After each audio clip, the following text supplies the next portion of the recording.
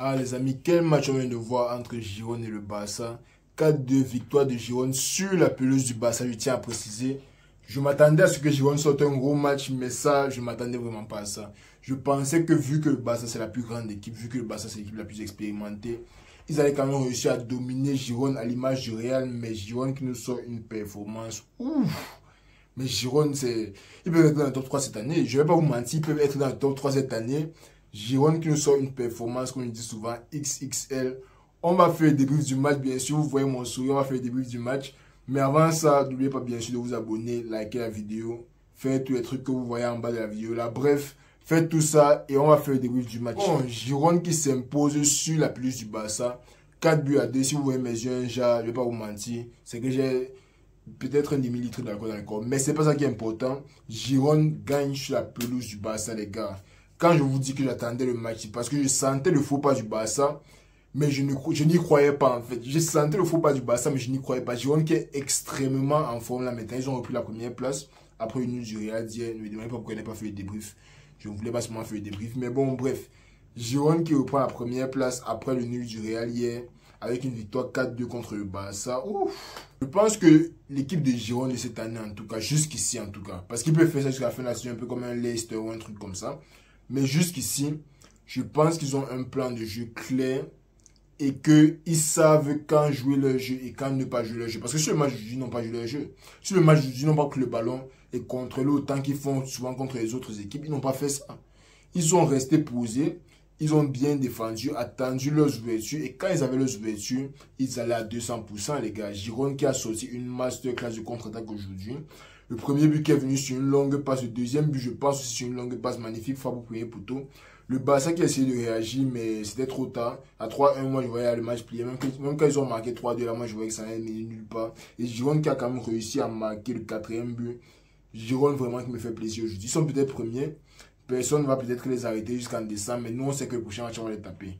Real, Girona, c'est fini 3-1. Prochain match, ça finit peut-être 4-1. On sait ce qui se passe. Girona, ce n'est pas un problème pour le Real, mais Girona qui sort un très, très, très gros match. Parce que de tous leurs matchs jusqu'ici, c'est vraiment ici que je les attendais. Je ne sais pas s'ils ont déjà joué contre l'Atlético, je n'ai pas l'information. Mais c'est vraiment ici contre le Barça que je les attendais. Parce qu'on a aussi eu un bon Barça. On a eu un Barça posé, un Barça calme. Un Barça qui a su gérer le ballon comme ils font d'habitude, se créer les occasions. Mais même le gardien du Girona n'était pas facile.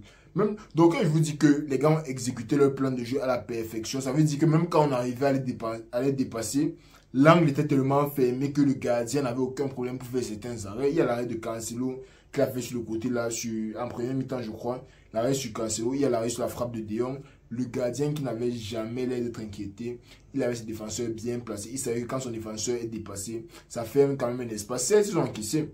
Ils jouent quand même contre le Barça, certes, ils vont encaisser.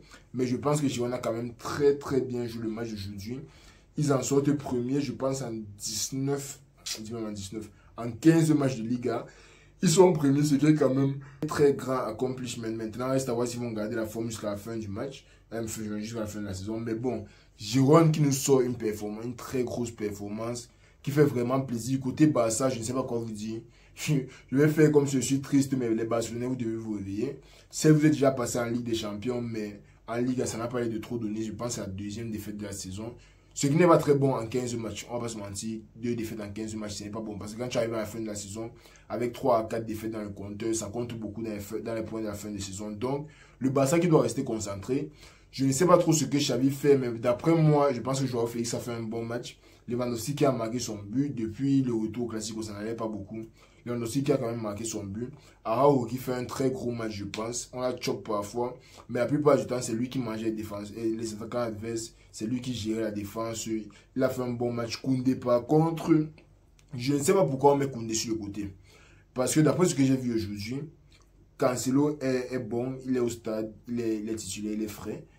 Alex Baldé est titulaire, il est frais.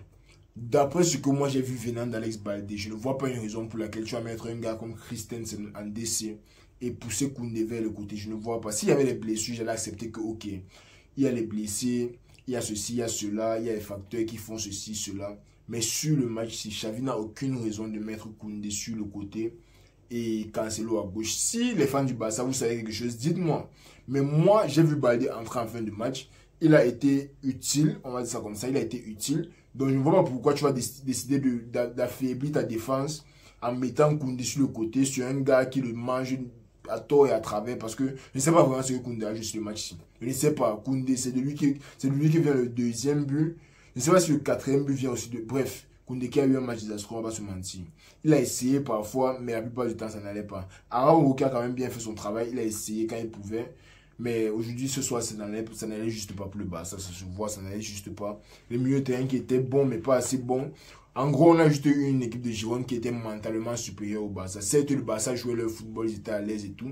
Mais mentalement, l'équipe de Girone est venue avec les idées claires, les idées précises. Et ils ont réussi à implémenter ça. Et c'est tout ce qui compte dans le football. Même si tu joues le football le plus parfait du monde, si tu n'arrives pas à marquer plus de buts que ton adversaire, ça ne vaut absolument rien. Girone qui est arrivé, ils ont implémenté leur plan de jeu, rester défendre bien, attendre les contre-attaques. Ils ont eu les contre-attaques, ils ont marqué. C'est tout ce qu'on demande d'une petite équipe dans le football. C'est tout ce qu'on demande quand tu joues contre le Barça. Le Barça va garder le ballon, ils vont faire 800 passes, ils vont faire tout ce qu'ils veulent. Mais le petit moment là, c'est ça que je vous dis toujours, qu'une équipe ne peut pas avoir la possession de la première à la 90e minute. Si on voit ça, c'est que l'équipe adverse est encore trop nulle. Mais si l'équipe adverse a seulement 5 minutes, et que dans les 5 minutes là, ils arrivent à concrétiser sur leur ballon, ça peut faire des miracles. Et aujourd'hui, on a vu ça. Girone 4, Barça 2, je ne vais jamais arrêter de répéter ça. Girone 4, Barça 2. Ils sont premiers, mais je m'en fous parce que, en fin de compte, le vrai rival dans la Ligue A6, ce n'est pas Girone, c'est le Barça. Donc, plus de points on a sur le Barça, mieux nous on se sent. On n'a rien à dire. Mieux nous on se sent. En tout cas, c'était tout pour le débrief d'aujourd'hui.